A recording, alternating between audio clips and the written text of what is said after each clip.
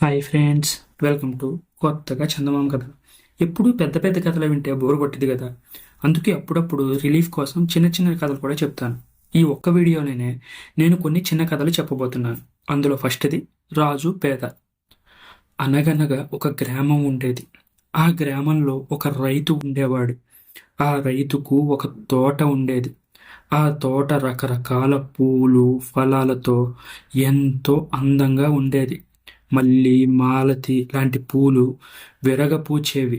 అలాగే అరటికాయలు, ద్రాక్ష వంటి ఫలాలు కూడా తెగ కాచేవి. ఈ రైతు ఈ లోకంలో అన్ని తోటల్లోకెల్లా సాటి లేనిది నా తోట అని ఎప్పుడూ గర్వంగా అతిశయం పొందుతూ ఉండేవాడు. నాదే నాదే సంతోషం అని ఎప్పుడూ తనలో తానే పాటలు పాడుకుంటూ ఉండేవాడు. ఈ తోట అతనికి అంతటి ఆనందాన్ని కలిగించేది. అతను అవ్వడానికి నిరుపేద అయినప్పటికీ ఎప్పుడూ సంతోషంగానే ఉండేవాడు తప్ప ఎన్నడూ అస్సలు బాధపడేవాడే కాదు. అయితే జంతువులన్నిట్లో కుందేలు చిత్తులకు పెట్టిన పేరు. అది ఆ తోటని ధ్వంసం చేసింది. ఆ రైతును ముప్పు తిప్పలు పెట్టింది. అస్సలు దొరకలేదు ఎప్పుడు. రైతు మనసులో ఉన్న సంతోషం అంతా పోయి ఒక్కసారిగా సంతాపం బయటికి వచ్చింది. అయ్యో, నా తోట పాడైపోతుందే అని అతనికి మనోవ్యాధి కూడా పట్టుకుంది. అయితే అతని తల ప్రాణం తోకకొచ్చినప్పటికీ ఆ సమస్యకు పరిష్కారం మాత్రం దొరకలేదు. ఇప్పుడు మనం ఏదన్నా సమస్య వస్తే మనం పోలీస్ స్టేషన్కి వెళ్తాం, మనల్ని ఎవరైనా ఇబ్బంది పెడితే. కానీ ఆ కాలంలో రాజులే కాబట్టి ఆ ఊరు ఏలే రాజుని ఈ రైతు వెళ్ళి కలిశాడు. ఆ పేద రైతు తన గోడు తెలిపాడు. మేమున్నాం, భయం ఎందుకు అని చెప్పి రాజు తన వద్ద ఉన్న సైన్యాన్ని మొత్తం తోట చుట్టూ మోహరించాడు. దీన్ని బట్టి ఆ రాజు ఎంత మూర్ఖుడో మనం అర్థం చేసుకోవాలి. ఆ సేనలతోనే గుర్రాలు, వాటి వెనక వేట కుక్కలు ఆర్భాటంగా తోటంతా తిరిగి కుందేలు కోసం వెతుకుతున్నామనే భ్రమలో తోట మొత్తాన్ని సర్వనాశనం చేశాయి. నానా హంగామా చేశాయి. కుక్కలు చింపిన విస్తరిగా దిక్కుమాలినదైపోయింది ఆ తోట. నే అనుకోకుండా సాయం కోరాను, ఇప్పుడు నా తోటకు రూపే మారిపోయింది. ఈ నష్టాన్ని ఎవరు భర్తీ చేస్తారు అని ఆ రైతు తనలో తాను బాధపడటం తప్ప రాజు ముందు అనే ధైర్యం కూడా చేయలేకపోయాడు. పాడైపోయిన తోటను మళ్ళీ తిరిగి నేను పాడు చేయడం ఏంటి అని కుందేలు కూడా మళ్ళీ ఆ తోట జోలికి అసలు రానే రాలేదు. ఆ రైతుకు మళ్ళీ ఆ తోటను తిరిగి బాగు చేసుకోవడానికి ఎన్నో సంవత్సరాలు పట్టింది.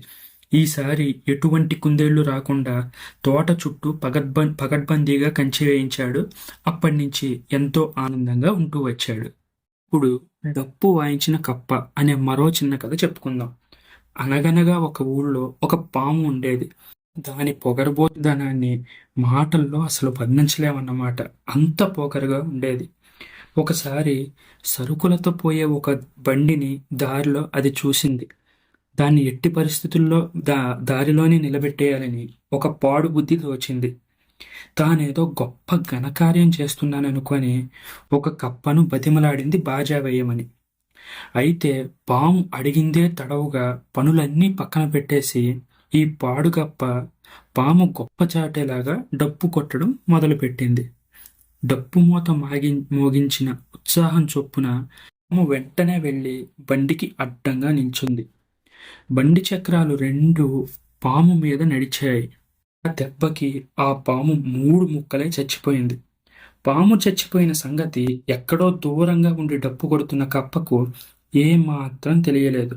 ఒక్కటే గజిబిజి మోత అన్నట్టు డప్పు కొడుతూనే ఉంది. అప్పుడు పక్షులు ఎగిరి వచ్చి ఆ పామును తినేశాయి. అప్పటికి కప్ప డప్పు మోత అస్సలు ఆపలేదు. పాము పీడ వదిలిన తర్వాత కూడా దాని గొప్పని ఎందుకు బాజా వెయ్యాలి మతిమాలిన కప్ప అని పక్షులన్నీ అనుకున్నాయి. ఆ కప్పను బతికుండగానే పొడుచుకు తినివేశాయి. ఇప్పుడు మనం తెలుసుకోవాల్సింది ఏంటంటే, పీడించే వారి గొడవ వీడిన తర్వాత మనకి చెడు చేసే వారి మోతను కూడా మనం వదిలిపెట్టాల్సిందే. ఇప్పుడు మనం పేదవాడికి వింతు అనే మరో కథ చెప్పుకుందాం. ఒకనాడు ఉదయం కొందరు రైతులు రచ్చబండ వద్ద చేరి కబుర్లు చెప్పుకోవడం ప్రారంభించారు. ఆ ఊర్లో ఉండే వ్యాపారి అటువైపుగా వస్తూ తన కోసం జమీందారు గారు కబురు చేశారని, తాను వారి ఇంటికి వెళ్ళి కూర్చొని చాలాసేపు వ్యవహారాలు మాట్లాడి వచ్చానని గొప్పలు చెప్పుకోవడం ప్రారంభించాడు. ఇదంతా విని ఒక పేద రైతుకు మండిపోయింది. ఇదేం గొప్ప! నేను తలుచుకుంటే జమీందారు గారంటే విందు భోజనం కూడా చేసి రాగలను అని ఎంతో హేళనగా అన్నాడు. దాన్ని ఈ జన్మలో మనం ఎవరం చూడలేం అన్నాడు ఆ వ్యాపారి. సరే, ఏంటి పందెం అన్నాడు రైతు. పేద రైతు జమీందారు ఇంట భోజనం చేస్తే ఆ వ్యాపారి అతనికి ఒక జత ఎద్దులు కొనేట్టు, భోజనం చెయ్యలేకపోతే ఆ రైతు వ్యాపారి పొలాన్ని 3 ఏళ్ల పాటు ఉచితంగా సాగు చేసి పెట్టేట్టు పందెం వేసుకున్నారు. అందుకు మిగిలిన రైతులందరూ సాక్షులుగా నిలిచారు. పేద రైతు నేరుగా జమీందారు ఇంటికి వెళ్ళారు. జమీందారుతో, బాబు, నేను తమని రహస్యంగా అడగాలనుకుంటున్నాను. కోడిగుడ్డంత బంగారం ఏ పాటి ఖరీదు చేస్తుంది అని అడిగాడు. వెంటనే జమీందారు, కూర్చో కూర్చో, మనం భోజనం చేసి తాపీగా మాట్లాడుకుందాం అన్నాడు జమీందారు. జమీందారు తనతో పాటే రైతుకు కూడా వడ్డన చేయించాడు. ఏది, నీ దగ్గర ఉన్న బంగారం పట్టుకురా, నేను నిన్ను ఎటువంటి దగా చేయను, దానికి సరైన వెల ఎంతో చెప్తాను అన్నాడు జమీందారు. నా దగ్గర బంగారం ఎక్కడుంది? కోడిగుడ్డంత బంగారం ఎంత ధర చేస్తుందో తెలుసుకుందామని అడిగాను, అంతే అన్నాడు రైతు. పోరా బుద్ధిహీనుడా అని జమీందారు కోపంగా అరిచాడు. జమీందారు అతని వద్ద ఉన్న బంగారాన్ని కాజేయాలని పన్నాగం పన్నాడు. అప్పుడు రైతు, నాకు భోజనం పెట్టిన తమరు, ఎద్దుల జత కొనిపెడుతున్న వ్యాపారి ఉండగా మధ్యలో నేనెందుకు బుద్ధిహీనున్నవుతానండి అనుకుంటూ ఇంటి బాట పట్టాడు. ఇప్పుడు మనం తినంది రుచి తెలియదు అనే మరొక చిన్న కథ చెప్పుకుందాం. పూర్వం ఒక ధనికుడికి ఒక మామిడి తోపు ఉండేది.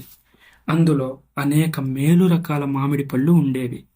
ఒక వేసవిలో ఒకనాడు ధనికుడికి మామిడి పళ్ళు తినాలనిపించింది. కొత్తగా పనిలో పెట్టుకున్న నౌకర్ను ఒకరిని పిలిచాడు. ఒరేయ్, నువ్వు మన తోటకి వెళ్ళు, మంచి తీయటి మామిడి పళ్ళు కోసుకొని పట్టుకురా, తీయటి పళ్ళు మాత్రమే పట్టుకురావాలి సుమా అని అన్నాడు. నౌకరు తోటకు వెళ్ళాడు. పండుగ కనిపించిన మామిడికాయలు కొన్నిటిని కోశాడు. తరువాత వాటన్నిటినీ కొరికి చూశాడు.